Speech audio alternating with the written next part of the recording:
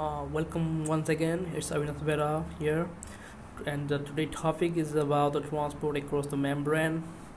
The book is your Baker's Wall of Cell.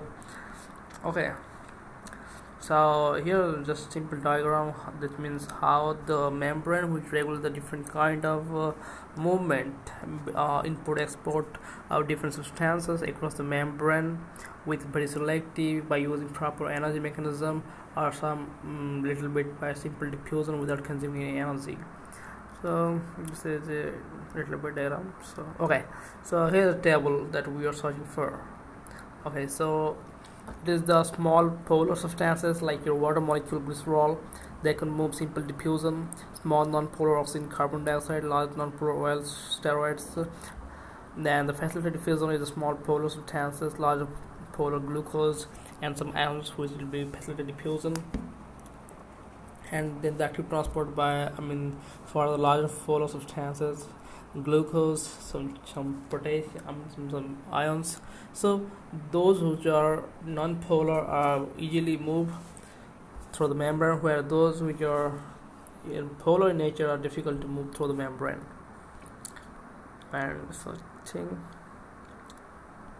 That is the concentration of sodium chloride, which are tenfold higher at the outside than the inside, whereas the potassium ion is much more in about 40 fold, that means 40 times much more in inside of the cell. Then coming to the simple diffusion, and not simple diffusion, it's rather the diagram is shown here is a simple diffusion. Then the facilitated diffusion, which is your by carrier, and another one is your by channel proteins, and another one, then the last, and another one is your active transport. So the simple diffusion, facilitated diffusion, and facilitated movement, and then and your active transport. So in this first way, you can see in this region, that means the carbon dioxide, water molecules, oxygen, a little bit by simple diffusion, and then here you can see the glucose, then your bicarbonate, chloride ions. These are by means of your facilitated diffusion, facilitated movement. This is your facilitated. This is by means of carrier proteins. Here you can see the reciprocal transport of the chloride ion with the bicarbonate ion, and the C here is the facilitated diffusion, which is your by means of your channel. This is one of aquaporin, and here is the D, which is your active transport of the sodium potassium by utilizing the ATP, a source of energy. Here the osmosis, we know the movement of the solid molecule through the simple membrane, and to maintain the equilibrium in osmotic concentration. And that's it. Okay, so here is it's many common questions that in animals or in plants, if you just put inside different osmotic concentration solution. For example, here you can see a normal cells in the left side. If you put in the hypertonic solution, it gets shrink. That means the water inside will get come on the outside, because the reason and the hypertonic solutions, and this cell target, the plasmolyzed lies. So this is the basic things. Okay, the rate of diffusion, in simple diffusion it is steady, and the rate will keep on increasing. But whereas the facilitated diffusion, it fasten and then it becomes slower, because it is in saturated type of reaction, saturated type of process. Sorry, not reaction actually. Okay, and the formula for that kind of your diffusion is determined by your formula, which is called P del S, where del S is your concentration gradient of your solute across the membrane, whereas the P is the permeability coefficient, which is experimentally determined by parameter that depends on thickness and viscosity of the membrane. It is the permeability coefficient. Okay, and then depend on the thickness and your viscosity of the membrane.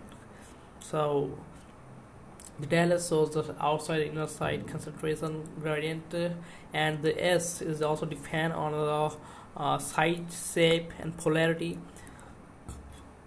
of that solute. Then anything else? Let me check this out. Okay, so the carrier protein has an alternate between two conformation state. So another thing is that we go through simple diffusion. Then we come the facilitated diffusion. So in facilitated diffusion, what happens exactly? The carrier protein which is present, the function or the movement. Functionally, the movement is a little bit analogy to that of your enzymatic reactions. That's why it is called as an alternating. It's here written as your conformational model, which is just which simply means to that it is analogy to that of your enzymatic reaction, because here also the carrier protein have some different structural conformational change to transport those of the substances through across the membrane, and they also possess a specificity for that of the substrate, so it is a little bit similar to that of the enzymatic activity. So this is that. Yes. So it is written here as a B equal to B minus S, a substance, a formula, which is because it is similar to that of your enzymatic reactions. And your this is uniport it is a uniport, symport, antiport. Through this is not to waste your time, simply skipping these things. Okay, now we are here to show you the glucose transporter. Okay, so now you can see here the glucose being transported through the carrier protein. The carrier protein bind with that of the glucose molecules, and by binding it will change conformation, and that will cause leading to the movement of that glucose molecule across the membrane. So it is your type of your facilitated diffusion by carrier protein, that is called GLUT. And there are different kind of GLUT molecules are present in different region of the cells, and they facilitate the movement of glucose molecules.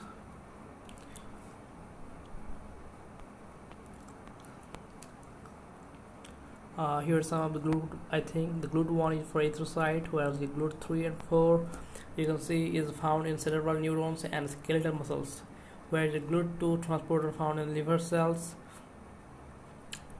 That's it, man. I think there should be a GLUT5 also somewhere. I can't find it. Whatever, maybe forget about this. That's not important.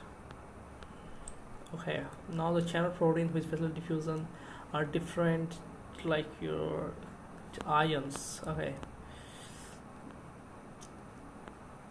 so here we go. You can see here as the ions are also moved through the facilitated diffusion by means of using the proper carrier protein. So, and sometimes it also by means of your active transport also, but we are considering here the facilitated diffusion, so we have to understand here by the facilitated diffusion mediated carrier protein channel means the enzyme we are being utilized to transport this and proteins, ion through the proteins.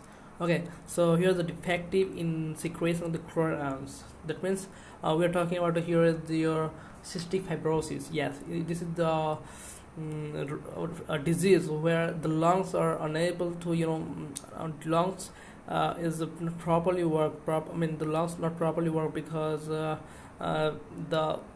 lungs is properly work. Sorry, the accumulation of thick layer of mucus will cause increasing and bacterial growth, which cause severe diseases like your bacteria, like your Pseudomonas aeruginosa, etc. So whatever I forget about this, the cystic fibrosis, the reason for this is your defective in secretion of chloride ions.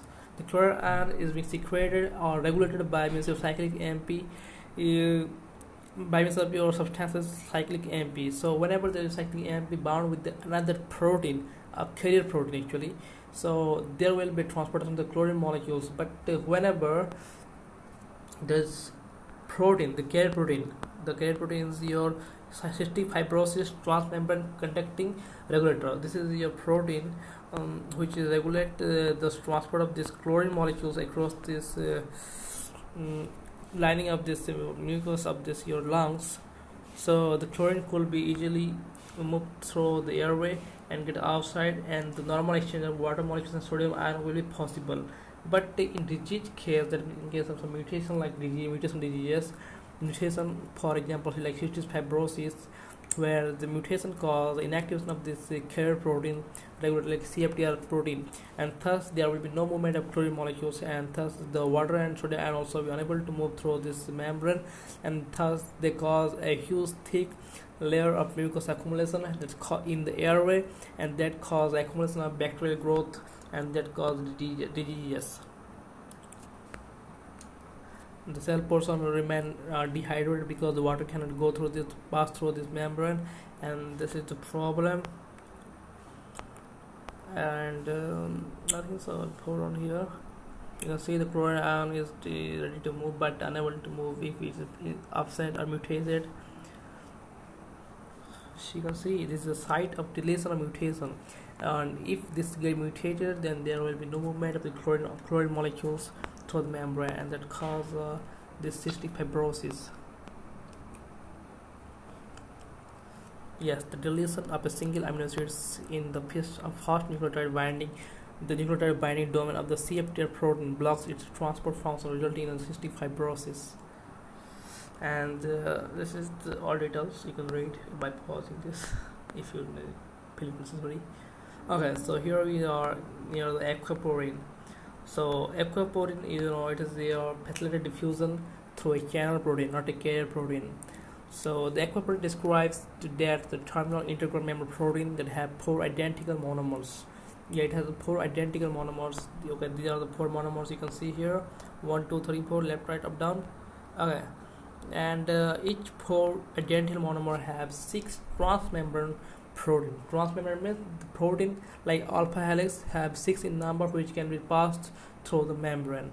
So with that 6 transmembrane protein in each ring, identical monomer of ring, so all total it's 24 transmembrane protein. So they are oriented to form a 4 central channel lined with hydrophilic. Yes, remember it's the hydrophilic side chain in this inner side, which will allow selectively water molecules in a single column. That means once a water molecule pass one at a time. This is how selective these are, but still it is very fast, which will able to allow up to several billions per second. That means several billion water molecule could be passed through the aquaporin within a second. This is how fast these are. Diameter, you can see how narrow it is. And then comes the active transport of the protein mediated movement up gradient. That means we are moving the substances beyond the gradient by using proper energy, like ATP, so whatever maybe. So here is the active transport. Well, as you can see here, it's written as a direct active transport and indirect active transport. Well, it involves a transport system which is coupled to an exergonic chemical reaction, most commonly the hydrolysis of ATP. So ATP hydrolysis provides the energy to allow this protein to selectively choose those ions or those substances to be transported across the membrane against their concentration gradient, and after moving them, they will make a concentration gradient difference among that membrane, that will act as a secondary active transport, because movement of against this concentration gradient will provide some kind of your what we call the potential energy to those charged or substances or molecules, which will allow to be moved freely, and in exchange they can also transport other substances without using energy. So this is your indirect active transport. For example, in this figure you can see here the hydrogen ion will be moved across the gradient by using ATP molecules, then again come back with it transporting some substances against its concentration gradient, like the substance is written there. Okay, so P for phosphorylation, B for vacuole, PF for your factor, and ABC type for ATP binding cascade. So this is a very important table which shows many type of transport ATPase pumps, and the P type ATPase, which mainly include the monovalent and divalent charge cations to be moved through, and it also possesses some hydrogen ion, calcium, etc. So B type is found in mostly the lysosomal secretory vesicles, B type, for example vacuoles, whereas B for like your phosphoryl of different membrane. Then coming to the F type, it is like your F factor. It is found in the mitochondrial membrane. We know that the F0, F1 of that oxysome of this mitochondrium, there it's allow these hydrogen ions to move through freely. I'm not free by means of using ATP molecules. By moving, it produces the ATP molecule because those hydrogen ions are exert their concentration gradient. Then coming to the ABC type, these are found in some organelle membrane, bacterial, some written here. I'm not sure about that. Okay, so nutrition such as vitamin B12 written here as I reading. Okay, then your details, all those things. So we are a little confusing about the ABC type. The fourth major class of ATP driven pumps is the ABC type, which is also called ABC transporter.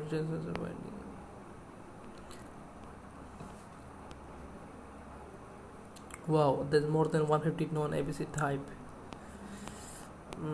Anything else? Let me check. Okay.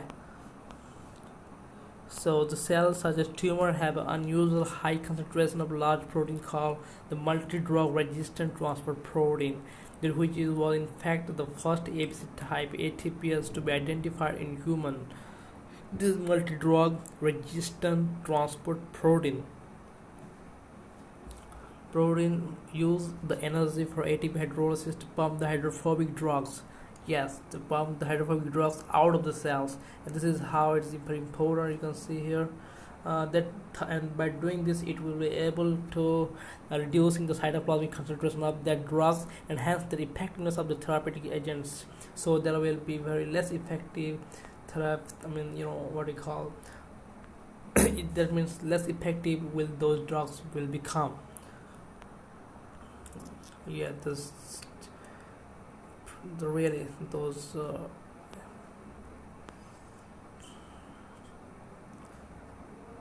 okay, so this is very important.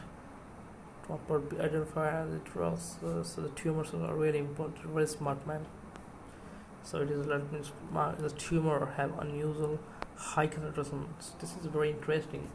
Even I don't know that the multi-drug resistance transport protein eventually sometimes being mutated multiple times, and they could inhibit the drug action by just selling out of the cells through this ABC type carrier protein.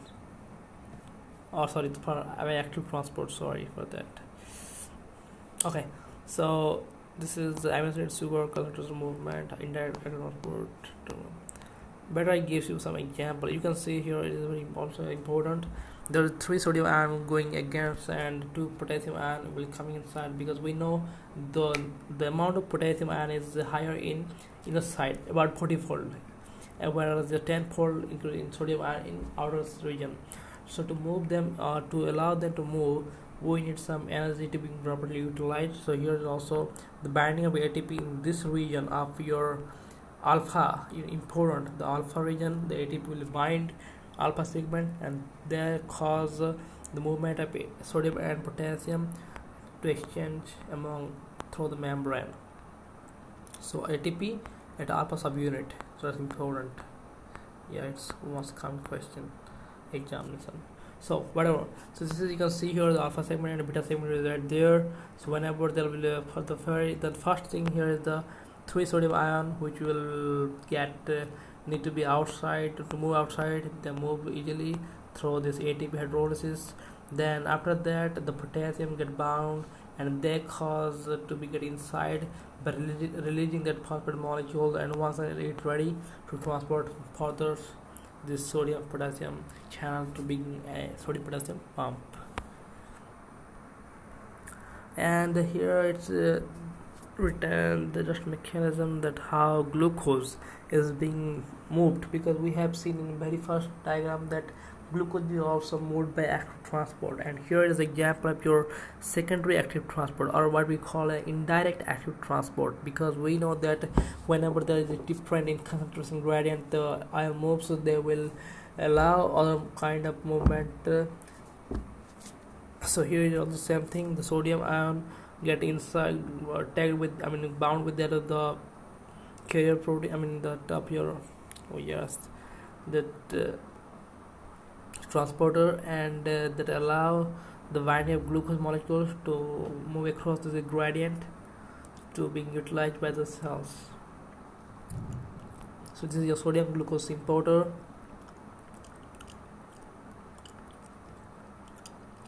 So here the inward transport, that means from outside to inner side, glucose is being transported across the membrane against their concentration gradient, and this is achieved by the inward movement or transport of the sodium ion, because the sodium ions are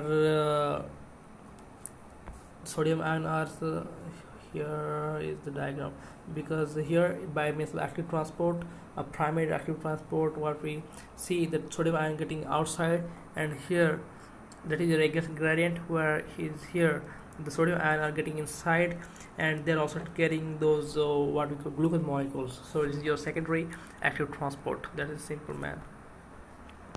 Okay, now come to the calculation of this del G value. Now del G is the free energy that the membrane possesses because of those ions which present in unequal amount that cause the production, I mean that produces a concentration gradient.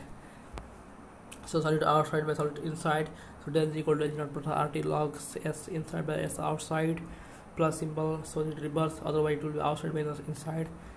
So K is equal to inside by outside of the solid concentration, and the del G naught is always 0 because your at the ideal conditions it will remain in equilibrium, and equilibrium del G naught will be 0 definitely. So del G naught, so del G is 0, so del G naught so the del G is equal to, so the del G is equal to RT log S inside by S outside.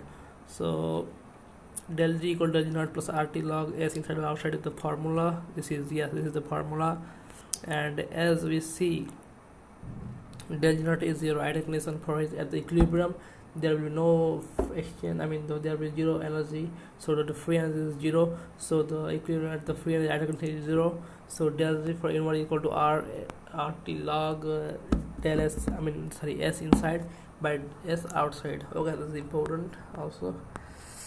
Nothing so all important. Okay, this is a question you solve, better understand this question. Okay, ZFE, where you can see there are also charge which makes the difference. So if one like your divalent cation and one monovalent cation, there will also change potential. So in that case, the F is a Faraday constant, V is the potential, and there is the charge on that ion. So, and this is how it's measured. Here is written that your 23,062 calorie per mole for Faraday constant, and the Vm is the membrane potential, that is in volt, and Z values is a 0 for that. Z value is 0. Z is a charge on the solute, that is your from this region to this region. You can pause and read. Del G is inward outward, and this it means it finished.